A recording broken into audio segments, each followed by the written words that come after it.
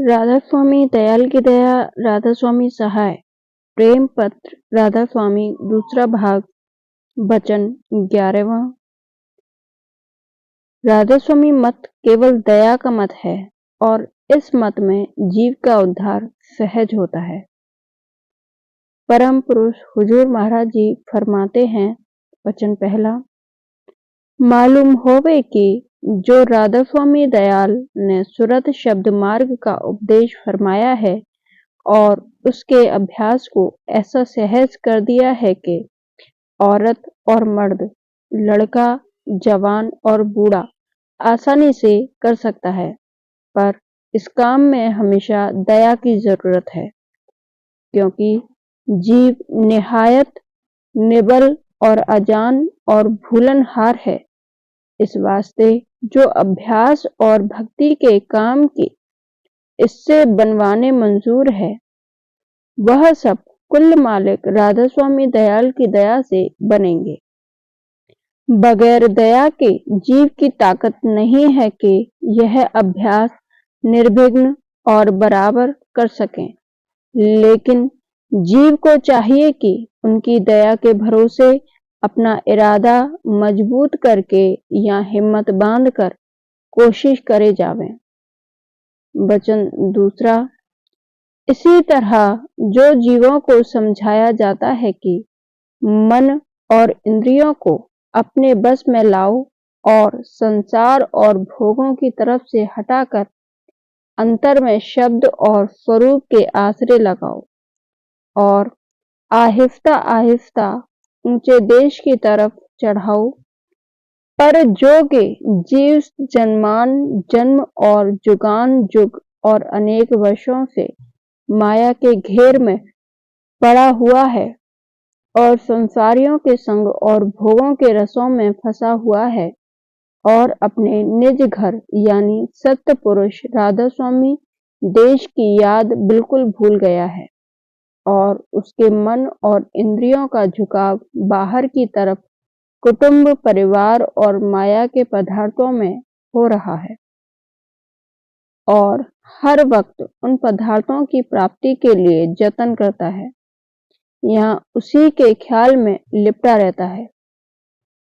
इसी सबब से जो कभी सच्चे परमार्थ के वचन सुनता है वह भूल जाता है और जो जुगत के मन और इंद्रियों के काबू में लाने के वास्ते बताई जाती है, वह सबब दुनिया के ख्यालों के भरे होने के इसके मन में कम ठहरती है और दुरुस्ती से नहीं बन पड़ती। इस वास्ते इस काम को भी थोड़ी बहुत दुरुस्ती से करने के लिए दया दरकार है और वह दया कुल मालिक राधा स्वामी दयाल जब जब और जैसा जैसा मुनासिब समझते हैं करते रहते हैं। लेकिन जीव को चाहिए कि दुनिया और उसके भोगों से किसी कदर बैराग रखे और फिजूल ख्वाहिशें न उठावें। वचन तीसरा, संतों ने कहा है कि जब तक जीव की भूल और भरम किसी कदर दूर न होवे, तब तक मुनासिब है कि सत्संग हर रोज एक बार या 2 बार करता रहे। जो भाग से संत सतगुरु या साध का सत्संग मिल जावे तो बड़ी बात है, नहीं तो उनकी वाणी और वचन का थोड़ा पाठ हर रोज 1 या 2 बार होशियारी के साथ समझ समझ कर करना चाहिए। उससे भी बहुत फायदा होगा और भूल और भ्रम आहिस्ता आहिस्ता कम होते जावेंगे और जब जब मौका मिले तो साल भर में 1 या 2 बार या 2 या 3 वर्ष में 1 बार वास्ते कम से कम 1 या 2 हफ्ते या ज्यादा के जरूर सत्संग में शामिल होवे और उस वक्त जो कुछ के अपने मन में संदेह और भ्रम होवे उनको साफ करावें और जो कोई और विघ्न अभ्यास में हर्ज करते होवें उनको भी दूर करावें। वचन चौथा, यह सत्संग भी बिना दया के नहीं मिल सकता है और राधा स्वामी दयाल सच्चे परमार्थियों पर आप दया करके जब जब मुनासिब होता है उनकी चाह पूरी करते हैं। यानी जब तब मौज से ऐसा ब्योंत बनाते हैं कि जिसमें वे सत्संग में शामिल होकर उससे फायदा उठावें और जो ऐसा ब्योंत न बने तो सच्चे सत्संगी से उनका मेल कराकर परमार्थ के गहरे और रसीले वचन उनको सुनवाते हैं कि जिसमें उनके कार्य का बनाव जारी है। लेकिन जीव को चाहिए कि सत्संग में शामिल होने के लिए सच्चे मन से चाह उठाता रहे और जो बंदोबस्त इसके इख्तियार में हो वे करता रहे। वचन 5वां। सब जीव जैसा कि चाहिए अभ्यास या करनी नहीं कर सकते। इस वास्ते राधा स्वामी दयाल ने ऐसी मौज फरमाई है कि जो जीव सच्चे होकर उनके चरणों की शरण लेवेंगे अपनी ताकत के मुआफिक शौक के साथ करनी भी करे जावेंगे।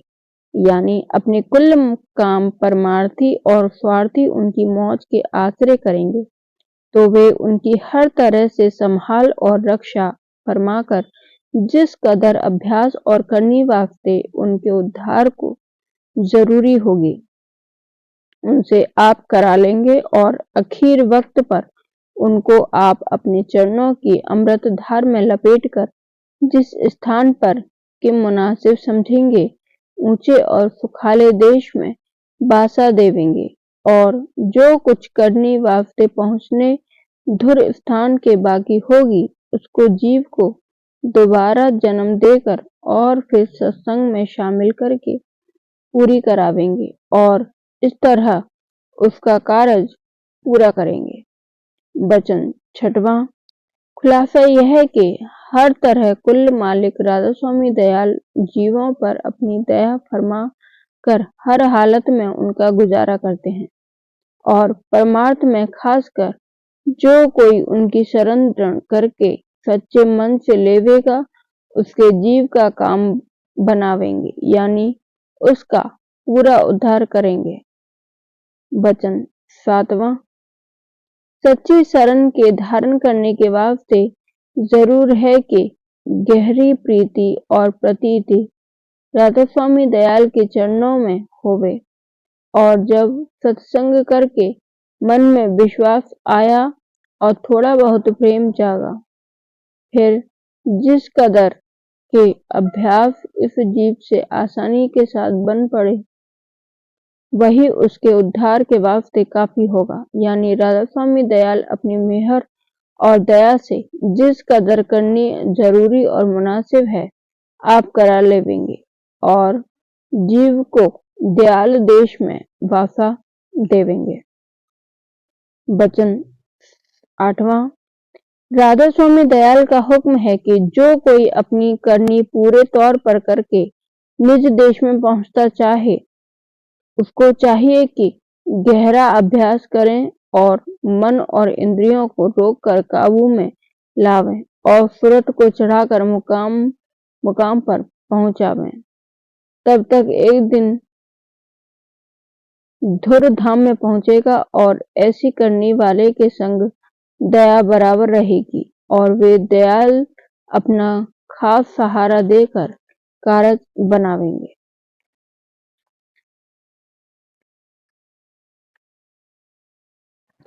वचन 9वां। और जिन जीवों से कि इस कदर मेहनत अभ्यास की और कार्यवाही मन और इंद्रियों को रोकने और काबू में लाने की नहीं बन पड़ती है पर शरण सच्चे मन से राधा स्वामी दयाल के चरणों की धारण कर रहे हैं उनको चाहिए कि प्रीति और प्रतीत चरणों में बढ़ाते रहें और जिस कदर और जैसा बने अभ्यास भी करे जावें तब राधा स्वामी दयाल अपनी मेहर से उनके जीव का कार्य आप बनावेंगे जैसा कि इन कड़ियों में दया से आप फरमाया है। धीरज धरो करो सत्संगत मेहर दया से लीन सुधारा वह तो रूप दिखाकर छोड़ूं, तुम जल्दी क्यों करो पुकारा। तुम्हें चिंता मैं मन धारी, तुम अचिंत रह धरो प्यारा। संशय छोड़ करो दृढ़ प्रीति, परतीत संवारा। यह करनी मैं आप कराऊं, और पहुंचाऊं धुर दरबारा। और कबीर साहब ने भी अपनी बानी में ऐसे ही कहा है। मत तू हंसा डिग मिगे, कहो मेरी परितीत। काल मार मर्दन करूं, ले चलूं भोंजल जीत। वचन 10वां। इस वास्ते जो जीव के राधा स्वामी दयाल की शरण में आए हैं, उनको चाहिए कि उनकी दया की प्रतीत और भरोसा दृढ़ करके जिस कदर के उनसे बने करनी करे जावे। बाकी काम जो कुछ होगा राधा स्वामी दयाल आप संवारेंगे। वचन 11वां। और मालूम होवे कि शरण लेने से यह मतलब नहीं है कि कुछ भी करनी न करें, यानी न सत्संग और अभ्यास करें और न प्रीत और प्रतीत की तरक्की में कोशिश करें। वचन 12वां। जो जीव ऐसी समझ धारण करेंगे, उनको समझना चाहिए कि वे आलसी और बेपरवाह हैं और दया के लेने की काबिलियत नहीं रखते। और इस वास्ते जब तक वे हिम्मत बांधकर अपनी कोशिश न करेंगे, तब तक उनके कारज का बनना भी शुरू नहीं होगा। वचन 13वां। जो कोई दरियाफ्त करे के बिना पूरी करनी कराने और कर्मों के काटने के राधा स्वामी दयाल दया और मेहर से कैसे जीव का उद्धार करते हैं, तो जवाब उसका यह है। वचन 14वां। वे अपनी दया से संचित और प्रारब्ध कर्मों को उनका भोग जल्द जल्द करा के और फल उनका मन भर की जगह शेर भर में भुगता कर बहुत से इसी जन्म में कटवा देते हैं। और उन कर्मों का असर मन का शेर भर और सूली का कांटा इस तौर पर हो जाता है कि जीवों को उनके नाम के आधार और चरण शरण के भरोसे से तकलीफ बहुत कम व्यापती है। यानी ऐसी हालत में उनके मन और सूरत मौज से इस कदर अंतर में खींचे और तने रहते हैं कि दुख सुख का असर उन पर बनिस्बत संसारी जीवों के कम व्यापता है। वचन 15वां। क्रियामान कर्म का बंधन शरण वाले जीवों को बहुत कम या बिल्कुल नहीं होता है, क्योंकि जो कोई काम कोई आशा धर के वे करते हैं, उसमें मौज को निहारते रहते हैं। और चाहे उनका मन मौज के साथ मुआफिकत करें या ना करें, वे अपनी मेहर से उन कर्मों के नतीजे यानी मतलब को इस तौर पर मोड़ देंगे कि जिसमें जीवों का परमार्थी फायदा निकले और दुनिया का काम जिस कदर जरूरी और मुनासिब है औसत दर्जे पर बनता चला जावे और उनके मन का बंधन उसमें ज्यादा न होने पावे और सत्संग करा के जीवों के मन में से दुनिया की फिजूल चाहें और आशा और मनसा घटाते चले जाते हैं। इस रीति से क्रियामान कर्म उनको बांध नहीं सकते। वचन 16वां। जो मेहर से उन जीवों से भक्ति और प्रेम की करतूत जैसे सत्संग और सुमिरन और ध्यान और भजन और बानी का पाठ और संत और साध और प्रेमी जन की तन मन धन से सेवा कराते जाते हैं, इससे उनके मन और सुरत दिन दिन माया और उसके पदार्थों से उपराम होते जाते हैं। यानी इंद्रियों के घाट से हटकर दिन दिन ऊंचे की तरफ चढ़ते हैं और अंतर और बाहर, दया और मेहर के परिचय पाकर प्रीत और प्रतीत बढ़ती जाती है और राधा स्वामी दयाल के दर्शन और उनके धाम में पहुंचने की उमंग जागती जाती है। वचन 17वां। इस करने के फल का हिसाब नहीं हो सकता, यानी दिन दिन उन जीवों का प्रेम बढ़ता जाता है और काल और कर्म और माया के घेर से उबार होता जाता है और संसारी चाह और करतूत दिन दिन घटती जाती है और उसके भोग और पदार्थ से चित्त हटता जाता है। वचन 18वां। इस तौर से जीव के सच्चे उद्धार और उबार में किसी तरह का शक संदेह बाकी नहीं रहता और जो जीव के सच्चे परमार्थी हैं और राधा स्वामी दयाल की शरण में आए हैं, वह ऊपर की लिखी हुई बात की जांच कर सकते हैं और अपनी हालत दिन दिन बदलती हुई कुछ अरसे के अभ्यास के बाद देखकर और राधा स्वामी दयाल की मेहर और दया की परख करके निश्चय इस बात का कर सकते हैं कि जरूर सुरत शब्द मार्ग का जिस कदर बन सके अभ्यास करके और राधा स्वामी दयाल के चरणों की शरण दृढ़ करके उनके जीव का सच्चा कल्याण और उद्धार मुमकिन है। वचन 11वां। राधा स्वामी मत में कोई काम जब्र और कठिनता के साथ नहीं कराया जाता। जिस कदर कार्यवाही की जारी है, सब सहज तौर पर कराई जाती है।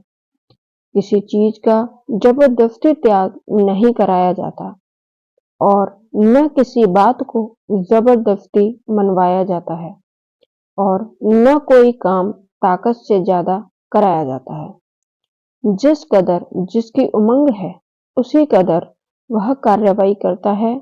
खुलासा यह है कि कुल कार्रवाई परमार्थ की इस मत में जीवों की श्रद्धा और उमंग और शौक और प्रेम पर मुनहसर है। वचन 20वां।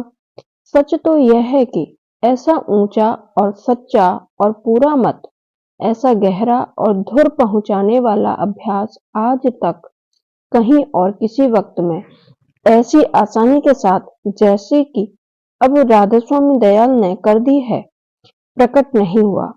इस मत में कुल जीव, कुल कौमों और मुल्कों के शामिल हो सकते हैं और उसके अभ्यास की कमाई थोड़ी बहुत करके राधा स्वामी दयाल की दया लेकर सहज में बगैर ज्यादा मेहनत और तकलीफ के इसी जन्म यानी जिंदगी में अपनी मुक्ति और उद्धार का सबूत पाकर थोड़ी बहुत शांति और आनंद और निश्चिंताई हासिल कर सकते हैं। वचन 21वां। यह मत और यह अभ्यास कुल मालिक राधा स्वामी दयाल ने आप संत रूप धारण करके इस दुनिया में प्रकट किया और जो कि वे कुल रचना के सच्चे माता पिता हैं और सब जीवों का हित उनको बराबर मंजूर है।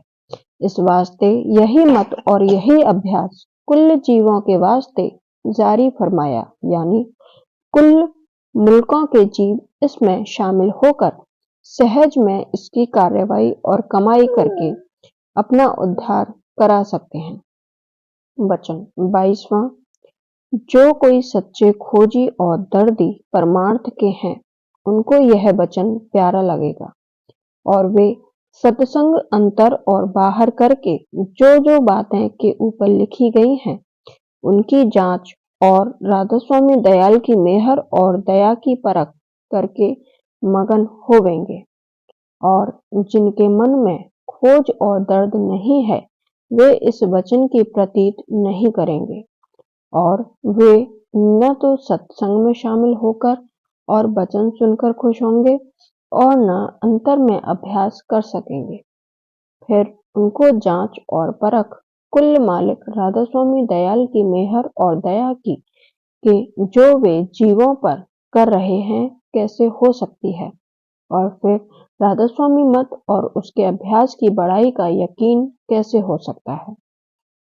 वचन 23वां।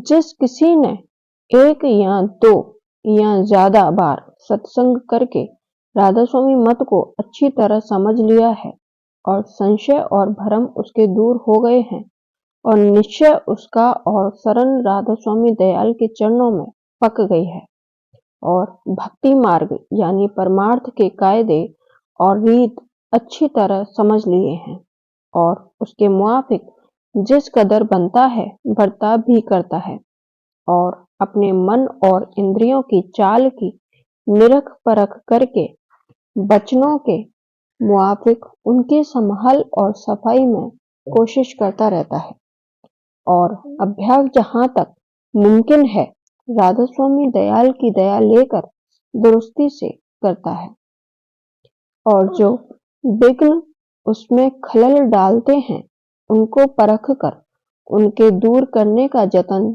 जैसा कि मुनासिब है करता है और अंतर और बाहर थोड़ी बहुत मेहर और दया राधा स्वामी दयाल की अपने ऊपर परखता है।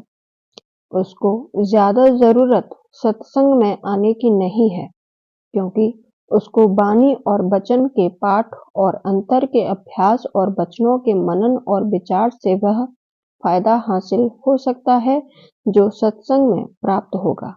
लेकिन जब उसका दिल चाहे और मौका मिले तब उसको इख्तियार है कि सत्संग में शामिल होकर उसका आनंद और विलास हासिल करे। वचन 24वां। जो लोग के बहुत दूर देश में रहते हैं उनको चाहिए कि एक बार तो जब और जैसे मौका मिले जरूर सत्संग में शामिल होवें और जो यह मुमकिन न होवे तो उन सत्संगियों का जो एक या दो बार सत्संग में शामिल हो चुके हैं सत्संग करके अपने संशय और भ्रम दूर करावें और प्रीत और प्रतीत चरणों में राधा स्वामी दयाल के बढ़ावें और पोथी सार वचन वगैरह को समझ समझ कर अक्सर पढ़ते रहें। राधा स्वामी दयाल की दया। राधा स्वामी सहाय। राधा स्वामी।